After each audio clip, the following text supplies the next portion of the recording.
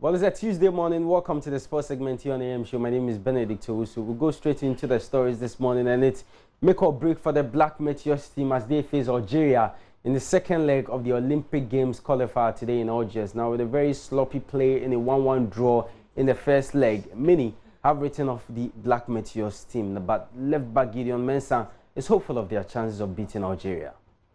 It's been a long time we went to the Olympics, and then all those kind of things. So then it keeps us going and then keep us motivated that we have to bring something to Ghana, and then not to give us pressure. I mean, the pressure is still going to be there. I mean, that we want to win and all that things. But then these sayings give us only motivation to bring Ghanaians what they were expecting from us. Yeah, I mean, of course, Algeria is a good side, not the bad side. But then we are also not the bad side as well. Yeah. And then we believe in ourselves, and also, of course, we cannot underestimate them. We cannot look down on them. But then we can only talk about team now. I mean, we can only say that we are ready, and then we are going to win the game, and then for sure we are going to win the game. So they can do whatever they want to do, and then of course if they are good, then that's the fact. We cannot change it. They are good, but then we have to do better than them, and then to win the game. So I think it's more better when we focus on our team, and then say good things about our team, and then also keep the motivation going in our team.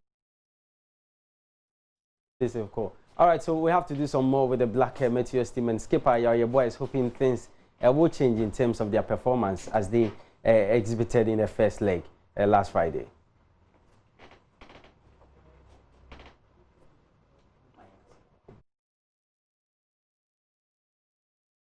We all know that Algerians are better. You know, they are also better side as well. As we also know, we have our qualities and we have the best players as well. But we're going there, we have confidence in ourselves, and we also play the Ghanaians to have confidence in us that we are going there to do our job. So they should do everything as possible to support us, and then we go there and then we do it. I know that Ghanaians expect a lot from us. We are also aware it's been a long time we haven't qualified, and that's exactly what we are working on. So we still have chance, and that's exactly what we're going to do. I mean, they came here, they scored. So what makes people also think that when we go there, we can score? We can also score. We have the qualities, and that's exactly what we are working on. So there's more chance for us. All right, so the game is later today, and of course, we see how the Black Meteors will perform away from home. A win in that game will definitely take them to the African Under-23 Cup of Nations, which will be staged in Egypt. And it's at that competition that the first three, that's the winner, second place team, as well as the third place team, will qualify to represent Africa at next year's Olympic Games in Tokyo. But we have to still stay here on the low coast and do some more, and we are talking about the Ghana Football Association elections. Well, recently, that was just last week, that was when the Ghana Football Association Normalization Committee and the football community adopted the new GFA statute. Well, the candidates that have put themselves out so far will go through an integrity test. Well, there have been talks about it. Some football people have talked about how it is subjective, and for them, they think that the integrity test is not important, or the people that have put themselves out to be elected for the GFA presidency should not be subjected to this integrity test. Well, Ibuapia is joining me on the phone lines. He is spokesperson of GARCA, also a football analyst. Ibu, thanks so much for joining me. I don't know where you stand when it comes to this issue. Good morning, Benedict, and good morning to all your cherished viewers. For me, an integrity test is very important, and it has to be carried out on each candidate. It's an assessment in the selection process. It will give validity in terms of the candidate that will have to be elected. In the corporate world, they call it honesty test. Yeah. Where when you are going to seek a job, they want to see that whether you have a particular behavior disorders, whether you are somebody that can be trusted, whether you are somebody that can steal, if I use the word in terms of how to handle money, whether you'll be faithful with that money. And so if we are going to entrust Ghana football into somebody's hand, it is important that when it comes to football, the ethics of football, whether you be somebody who wants to manipulate football, whether it's somebody who wants to so for me, I think integrity test is a very important. We need to know the character of the person. So that's important. My only concern is that if it will not be used as a weapon, otherwise, if it is done on a fair and pure basis, somebody who does not have a good character should not be allowed to. I agree.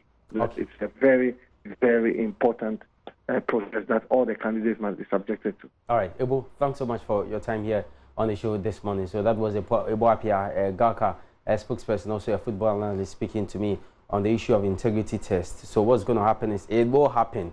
It will happen that all the candidates, the people that have so far, declared their intentions to contest the Ghana Football Association elections will go through that integrity test. But we have to move on and do the Euro 2020 qualifiers, because yesterday some matches were played and Scotland suffered more harm than agony as a 4-0 defeat by Belgium made it 4 losses from 6 European qualifiers. Kevin De Bruyne set up the first goals for Lukaku and then Thomas Vermaelen before Toby Alderweireld as Scotland were punished for poor defending.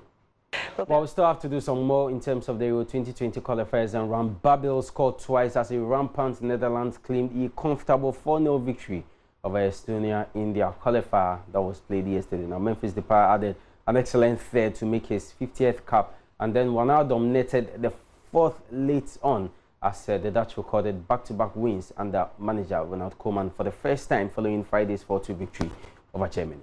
Also, the team that the Netherlands defeated the last time, I'm talking about Germany, they beat host Northern Ireland 2-0 to get their qualification on track as they bounce back from, as I mentioned, that defeat to the Netherlands in Group C. Now, defender Marcel Halsterbank drilled the ball in 3 minutes after the restart, following a lackluster first half by the Germans, and as they lost 4-2 last Friday. And then Gnabry added another goal in second half stoppage time. All right, so Michael O'Neill is manager for Northern Ireland. Now, Croatia went top of their group, that's Group E, despite being held to a surprise 1-1 draw in Azerbaijan, as Hungary slipped to a shock 2-1 home defeat by neighbor Slovakia. That was yesterday.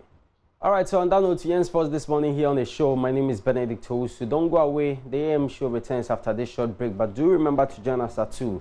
Sports Today is our major sports bulletin. There will be more sports for you here. Until then, enjoy the rest of our programs and have a wonderful day.